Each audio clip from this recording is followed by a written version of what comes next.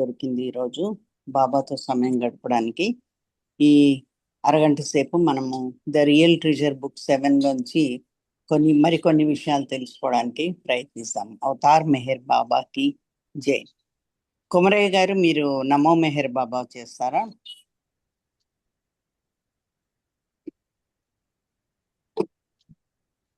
కుమరయ్య గారు, పాడమంటారా? నమో మెహర్ బాబా పాడతారా? పాడతా పాడండి. నమో మెహరు బాబా అవతార్, నమో దేవ దేవా ప్రభు, నమో మెహరు బాబా అవతార్, నమో దేవ దేవా అపార దివ్య కృపా సాగర సకల చరాచర జగదోదార నమో మెహరు బాబా అవతార్, నమో దేవ దేవా జోహారులివే శ్రీ మెహరు బాబా మహిని జనించిన మానవ రూప ఇహ పరానంద జీవనమేవ భవభయ భంజన పరమ పవన నమో మెహరు బాబా అవతార్, నమో దేవ దేవా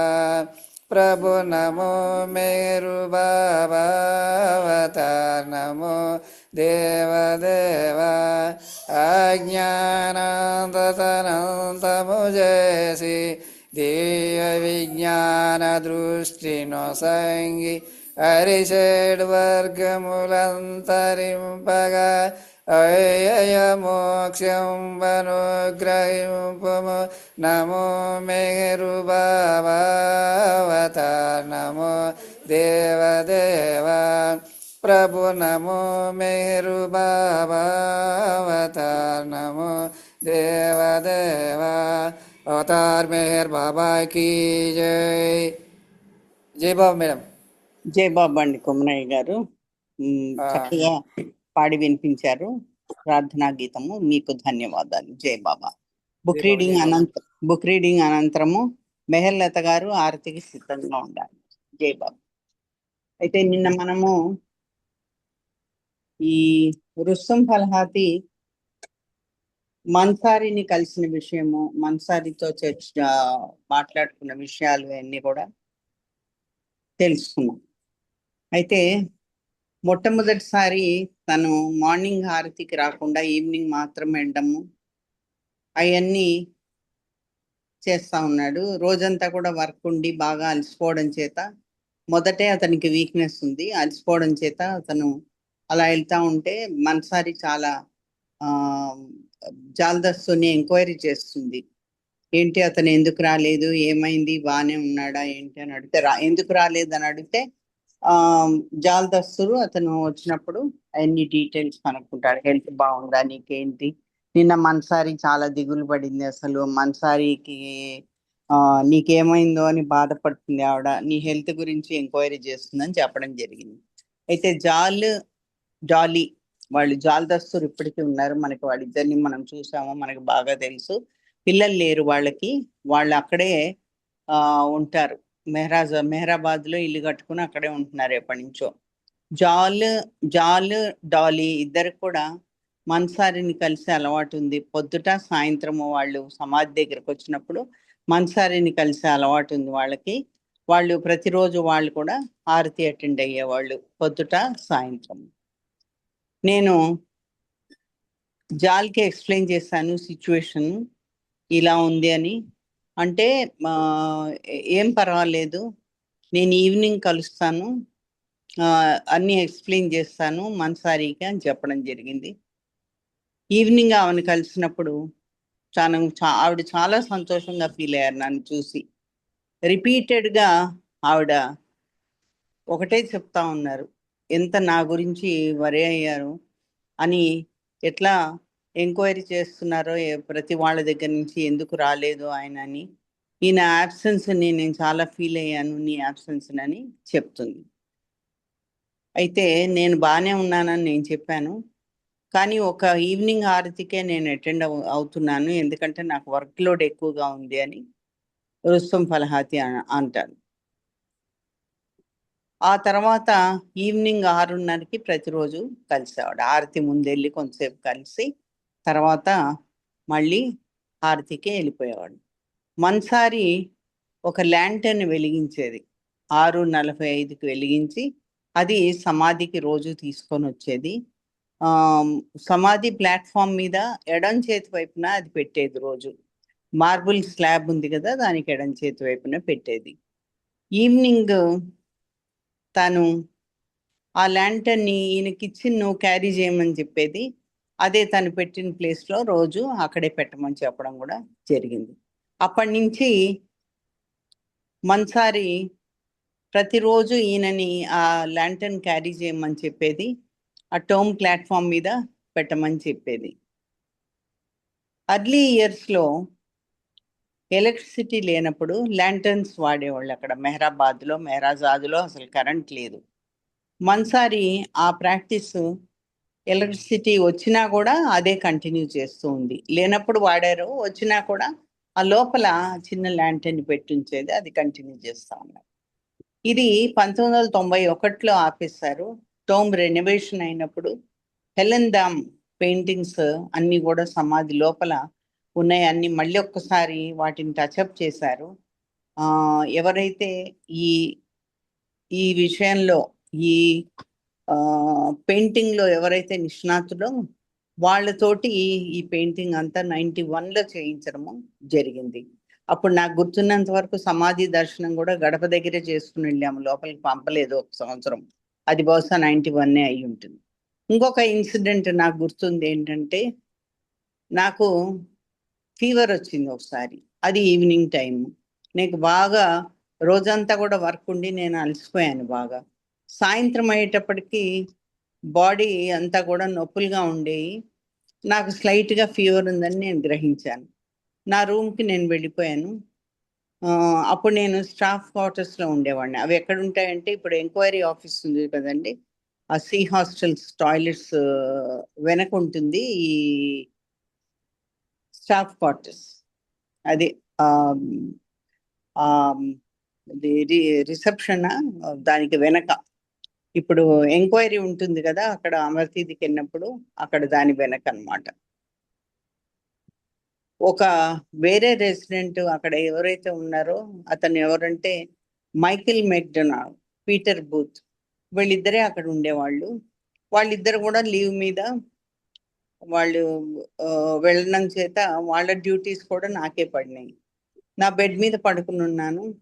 ఎవరైనా వచ్చి వస్తే బాగుండేది ఇక్కడికి. నేను వాళ్ళని హెల్ప్ కోసం చూస్తా ఉన్నాను, ఎవరిని వస్తే బాగుండు అని. ఉన్న వాళ్ళు ఇద్దరు లీవ్ మీద బయటకు వెళ్ళారు. అందుకని ఎవరైనా హెల్ప్ వస్తే బాగుందని చూస్తా ఉన్నాడు. ఆయనకు ఒంట్లో బాగాలేదు, డాక్టర్ దగ్గరికి వెళ్ళడం కోసం, దానికోసం ఎవరైనా హెల్ప్ కోసం వెయిట్ చేస్తున్నాను. 7:45కి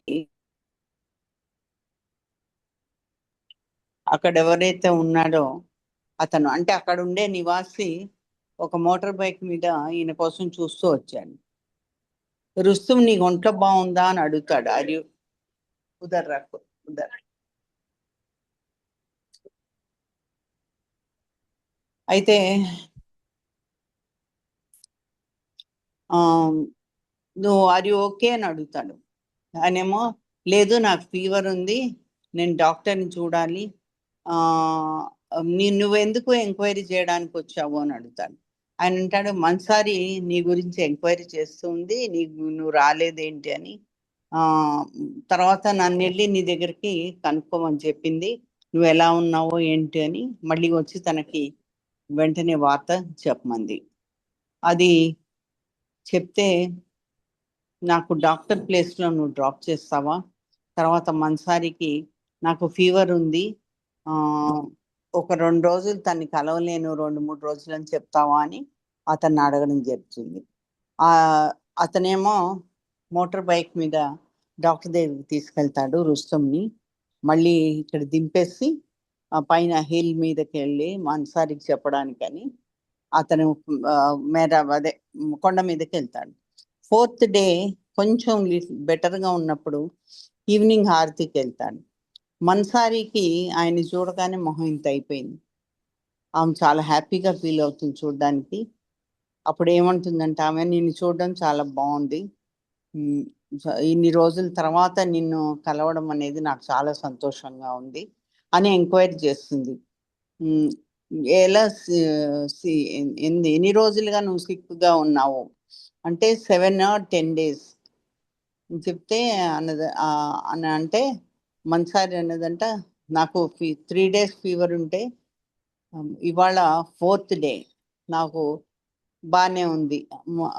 మనసారి నాకు ఫీవర్ 3 daysగా ఉంది, ఇవాళ 4th డే నాకు పర్వాలే బాగానే ఉంది అంటారు.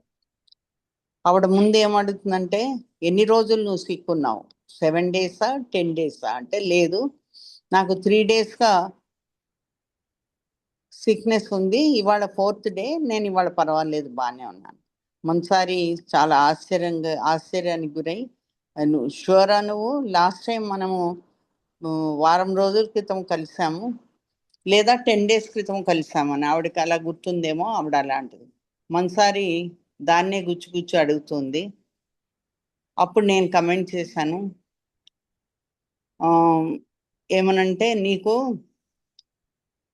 మనం కలిసి చాలా రోజులు అయిందని నువ్వు అనుకుంటున్నావు. అప్పుడు ఆవిడ కామెంట్ చేసింది, తనకి ఎంతో విధంగా నచ్చింది. అప్పుడు ఆవిడకి నేనంటే ఎంత ఇష్టము అనేది నాకు ఆ ఒక్క మాటతోటి అర్థమైంది. అంటే ఎప్పుడో కలిసినట్టుగా ఉంది, మనకి 10 రోజులు వారం రోజుల క్రితము, అంతేనా 4 రోజులేనా అన్న ఉద్దేశం ఆవిడ బయట పెడితే, ఈయనకి చాలా సంతోషం వేసింది. ఆమె ఎంత నన్ను ప్రేమిస్తుంది, ఎంత మిస్ అయింది నన్ను. ఆవిడ ప్రేమ నాకు అర్థం కానిది, అంత అర్థం కానటువంటి ప్రేమ ఉంది. ఆ తర్వాత ఆశ్చర్యం కూడా వేస్తుంది నాకు. వేరే వాళ్ళందరూ కూడా ఈ ప్రేమను చూసి వాళ్ళు ఒకంత ఆశ్చర్యపోయారు. అది మన్సారి గురించి ఆయనకున్న అనుబంధం గురించి చెప్తూ ఉన్నారు. ఇప్పుడు గైమమ్మ గురించి చెప్తున్నాడు. గైమమ్మ అంటే ఎవరో చూద్దాం. ఇన్ ద ఇయర్ 1990లో గైమమ్మ, మేర్వాన్ అండ్ మను జేసావాలా వాళ్ళందరూ కూడా మెహరాజాద్లో ఉండడానికి వచ్చారు. అది 1990 సంవత్సరము. గైమమ్మ అంటే ఇరిచ్ వాళ్ళ తల్లి. ఆవిడకి ఒక స్ట్రోక్ వచ్చింది, అంటే హార్ట్ స్ట్రోక్ వచ్చింది బింద్రా హౌస్లో ఉన్నప్పుడు, పూనాలో. అయితే ఆవిడ కండిషన్కి ట్రీట్మెంట్ జరిగినప్పుడు ఫిజియోథెరపీ కూడా చేయించుకుంది. వాళ్ళకు ఒక నోటీస్ వచ్చింది ల్యాండ్ లార్డ్ నుంచి. అంటే వాళ్ళు ఒక పెద్ద బంగ్లాలో ఉండేవాళ్ళు అక్కడ, గురుప్రసాద్కి ఉన్న ఊర్లోనే, పూనాలో ఉండేవాళ్ళు, బింద్రా హౌస్. బాబా ఎప్పుడు కావాలంటే అప్పుడు ఆయనకి ఇష్టమైనప్పుడు వాళ్ళకి నోటీస్ ఇచ్చి ఆ బింద్రా హౌస్కి వెళ్తూ ఉండేవాళ్ళు. ఈ గైమమ్మ చక్కగా వంటలు అవన్నీ చేసి పెట్టేది. కొన్నాళ్ళు విమెన్ మండలికి అక్కడి నుంచే భోజనం కూడా వెళ్ళేది. అయితే ఆ ల్యాండ్ లార్డ్ ఎవరైతే ఉందో ఆమె, అంటే ఆ ఇంటి ఓనరు, అది ఖాళీ చేయమని చెప్తుంది. ఆమె అదంతా డెమాలిష్ చేసి కొన్ని మల్టీ స్టోరీడ్ బిల్డింగ్ కడదామని అనుకుంది. ఆ సమయంలో ఆ గైమాయికి అసలు నడవడమే చాలా కష్టంగా ఉంది. ఆవిడ మను, మేర్వాను సపోర్ట్ తోటి కొంత దూరం అలా నడిచి వెళ్ళేది. వాళ్ళిద్దరూ చెరొక పక్క ఆవిడని పట్టుకునేవాళ్ళు, నడిపిస్తూ ఉండేవాళ్ళు. మేర్వాన్ ఈరిచ్కి ఇన్ఫార్మ్ చేస్తాడు. ఆ డెవలప్మెంట్స్ అన్నీ చెప్పిన తర్వాత అడ్వైస్ అడుగుతాడు, ఏం చేయమంటావు నువ్వు మరి, ఆవిడ ఇట్లా ఇల్లు ఖాళీ చేయమంటుంది, ఆవిడ మల్టీ స్టోరీడ్ బిల్డింగ్ కట్టించుకుంటుందంటే అక్కడ, మేము ఏం చేయాలి అని. ఈరిచి కొంతసేపు ఆలోచించి మెర్వాన్ తోటి అన్నాడు కదా, బాబా ప్రపంచాన్ని అంతా వదిలిపెట్టి ఇక్కడికి రమ్మన్నాడు కదా,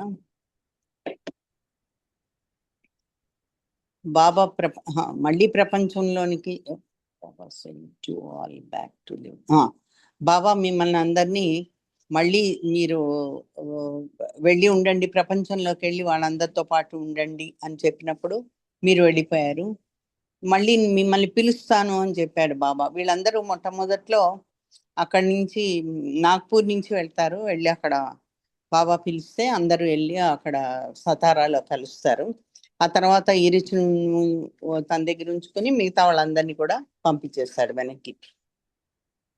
అయితే మళ్ళీ పిలుస్తానని బాబా చెప్పారు కదా మిమ్మల్ని, ఇది బాబాస్ కాల్ అని నేను అనుకుంటున్నాను. అందుకని మీరంతా అన్నీ వదిలించుకొని, వరల్డ్లీ అఫైర్స్ అన్నీ కూడా చూసుకొని వదిలించుకొని ఇక్కడ ఉండి మెహరాజాద్లో ఉండడానికి బాబా ఆ విధంగా చేశారని నేను అనుకుంటున్నాను. అందుకని మీరు వచ్చి ఇక్కడ ఉండిపోండి అని ఏం చేస్తారంటే, అక్కడ బ్లూ బస్ పక్కన ఉన్నటువంటి వెనక ఉన్నటువంటి రూమ్ ఒకటి దాన్ని ప్రిపేర్ చేసి వాళ్ళని ఇక్కడ వచ్చి ఉండమన్నారు. ఇవన్నీ జరిగేటప్పుడు నేను ఒక షార్ట్ లీవ్ మీద వెళ్ళాను. కాబట్టి నాకు ఈ డెవలప్మెంట్స్ ఏది తెలియదు, నాకు ఈ జరిగిన విషయాలు ఏవి తెలియదు. నేను వచ్చిన తర్వాత మెహరాబాద్కి మళ్ళీ వచ్చాను. నేను మళ్ళీ వర్క్ మొదలు పెట్టాను.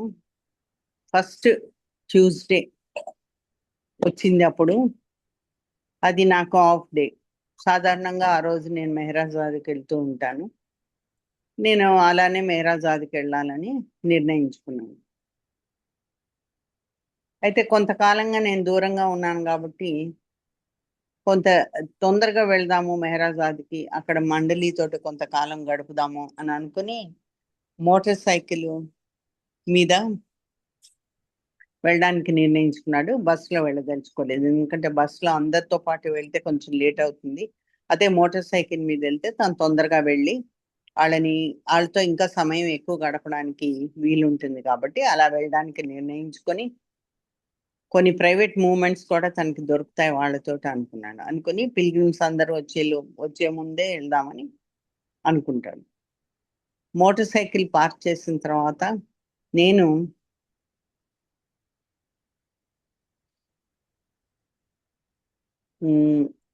అది పార్క్ చేసిన తర్వాత ఈజీ చైర్ ఒకటి ఉంటుంది అక్కడ బ్లూ బస్ ముందు, మనందరం కూడా చూసాము, మనకి తెలుసు. దాని వెనక గోడకి గడియారం అది ఉంటుంది, అక్కడ ఒక ఈజీ చైర్ ఉంటుంది. చాలా రోజులు పెండు కూర్చునేవాళ్ళు దాంట్లో. ఇప్పుడు ఈరిచ్ కూర్చుంటా ఉన్నాడు. ఈరిచ్ దాన్ని చూసి ఈ ఈజీ చైర్లోంచి లేచి నుంచుని తన దగ్గరికి వెళ్తూ, అంటే రుస్తం వైపు వెళ్తున్నప్పుడు అప్పుడు మనుని మేర్వాన్ చేసావాలా అని ఆ బెంచ్ మీద చూస్తాడు. ఈజీ చైర్ పక్కనే ఒక బెంచ్ ఉంటుంది, ఆ బెంచ్ మీద వాళ్ళని చూస్తారు. అక్కడే ఒక ఓల్డ్ లేడీ ఉంటుంది, వాళ్ళిద్దరి మధ్యలో కూర్చుని. నేను ఆవిడని ఎప్పుడూ చూడలేదు.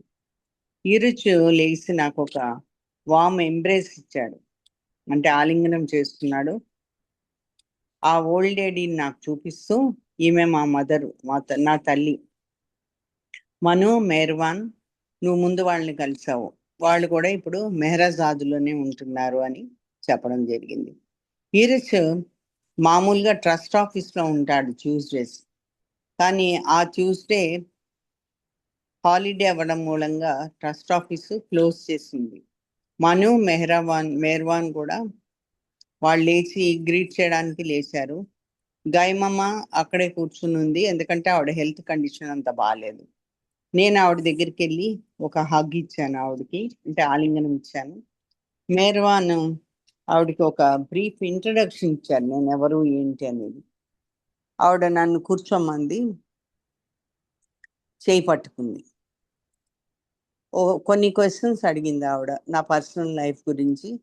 తర్వాత ఆవిడ స్టోరీస్ షేర్ చేసుకోవడం మొదలుపెట్టింది. ఆమె లైఫ్ మెహర్ బాబాతో ఎలా గడిచింది ఏంటి అనేది ఆవిడ స్టోరీస్ నాతో షేర్ చేసుకుంది.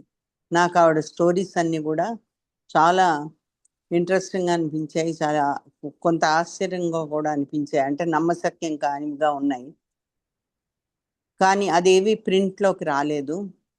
ఈరిచ్ కూడా ఆ స్టోరీస్ ఎప్పుడు షేర్ చేసుకోలేదు. ఆ స్టోరీస్ అన్నీ కూడా తన బాబా మదర్తో తనకున్న ఫ్రెండ్షిప్ గురించి ఎక్కువగా ఉన్నాయి అవన్నీ.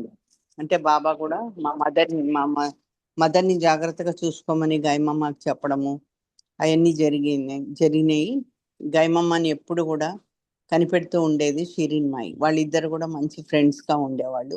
షిరిన్మాయి కూడా చిన్నప్పుడు ఏమేమి విషయాలు జరిగినాయో మెహర్వాన్గా ఉన్నప్పుడు అవన్నీ కూడా గాయమాయికి చెప్తూ ఉండేది, తన ఫీలింగ్స్ అవన్నీ. బాబా మదర్ని, బాబా డివినిటీ గురించి, దివ్యత్వం గురించి ఆవిడెప్పుడు కూడా ఆవిడకి కన్విన్స్ చేయడానికి, నమ్మించడానికి ప్రయత్నించేది. రిపీటెడ్గా అవి మాటి మాటికి చెప్తా ఉండేదన్నమాట. ఎందుకంటే తన కుమారుడు భగవంతుడని యాక్సెప్ట్ చేసేది కాదు. షిరిన్మాయి బాబాని ఎప్పుడు బెదిరిస్తూ ఉండేది. ఇవన్నీ ఆపేసి, ఈ నాటకం అంతా ఆపేసి తనతో పాటు ఇంటికి రమ్మని చెప్తూ ఉండేది. ఆవిడెప్పుడు భగవంతుడుగా ఆయన్ని నమ్మలేదు, చివరిలో ఎప్పుడో నమ్మింది చాలా కాలం తర్వాత. అంటే కొడుకు తన నుంచి దూరం అయిపోతున్నాడని ఫీలింగ్ అనమాట.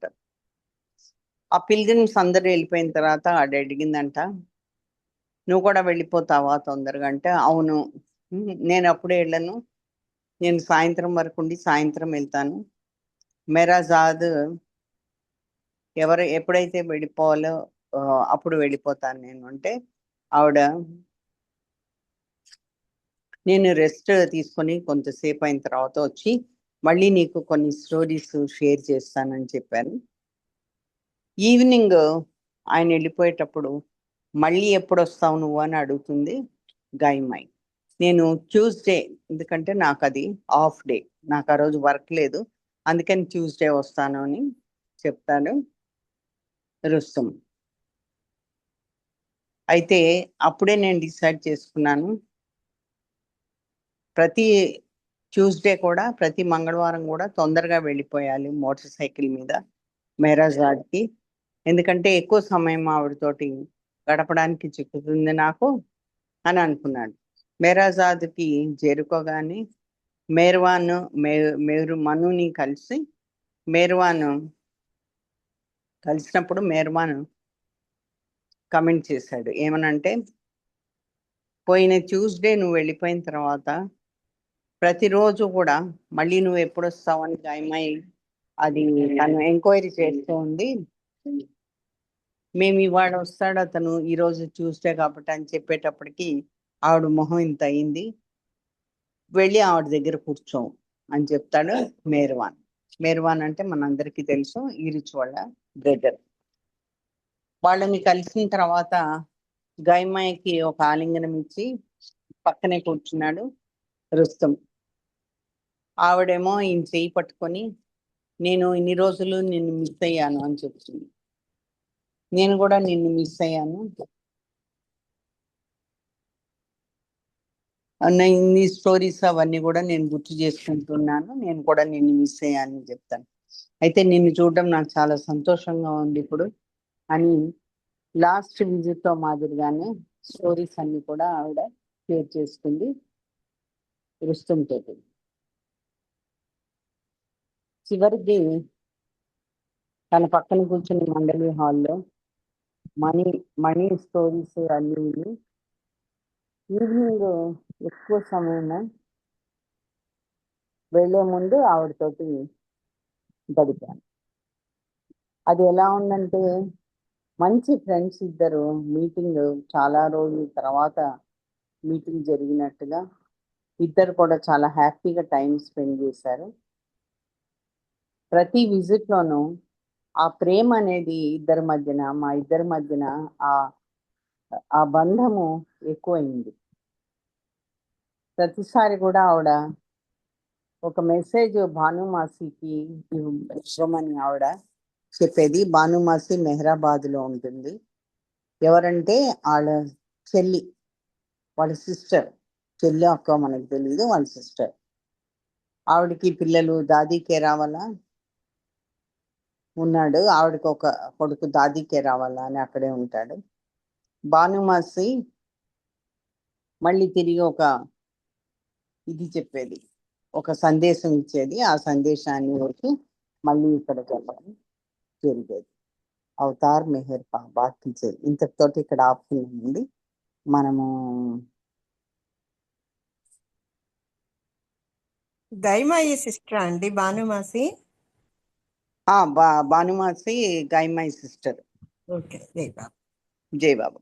మెహర్లత గారు మీరు బాబాకి హారతి ఇవ్వండి.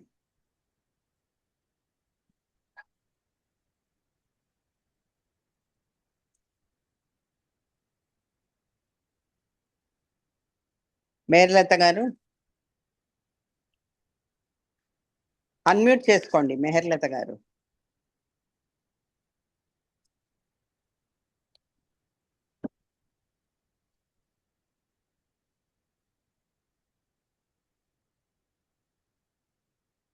జై బాబా. మెహర్లత గారు సరే. జ్యోతి గారు మీరు ఇవ్వండి హారతి బాబా. జై బాబా అండి. జై బాబా. అవతార్ మెహర్ బాబాకి జై. ముత్యాల హారతి మెహరు బాబాకు మోక్ష ప్రదాతకు, మెహరు బాబాకు మోక్ష ప్రదాతకు మనసే మంగళ హారతి, ముత్యాల హారతి. చందురుని బోలు ముఖ కమలమునకు, చందురుని బోలు ముఖ కమలమునకు వేద వేద్యుని పద పద్మములకు మందహాసమున మనసులు దోచిన, మందహాసమున మనసులు దోచిన మౌన సుభూషణ మోహనాంగునకు ముత్యాల హారతి. కనుదోయిగను జగమంత భ్రాంతి, కనుదోయిగను జగమంత భ్రాంతి కనలేవాతని ఆ దివ్య కాంతి. మనమున నిలుపుము మెహరు మూర్తి, మనమున నిలుపుము మెహరు మూర్తి. మననము చేయుము కలుగును శాంతి, ముత్యాల హారతి. మాయా మమతల మరుగున దాగిన, మాయా మమతల మరుగున దాగిన మానవాళి మేల్కొల్పగనించి మస్తు రక్షణ చేయగనించి, మస్తు రక్షణ చేయగనించి మహిని జనించిన మెహరు బాబాకు ముత్యాల హారతి. మెహరు బాబాకు మోక్ష ప్రదాతకు, మెహరు బాబాకు మోక్ష ప్రదాతకు మనసే మంగళ హారతి, ముత్యాల హారతి, ముత్యాల హారతి, ముత్యాల హారతి. అవతార్ మెహర్ బాబా की जय, प्रीतम मेहर प्रभु की जय, परब्रह्म परमात्मा मेहर बाबा की जय. Thank you Baba. Thank you Uma Rani గారు. జై బాబా అండి.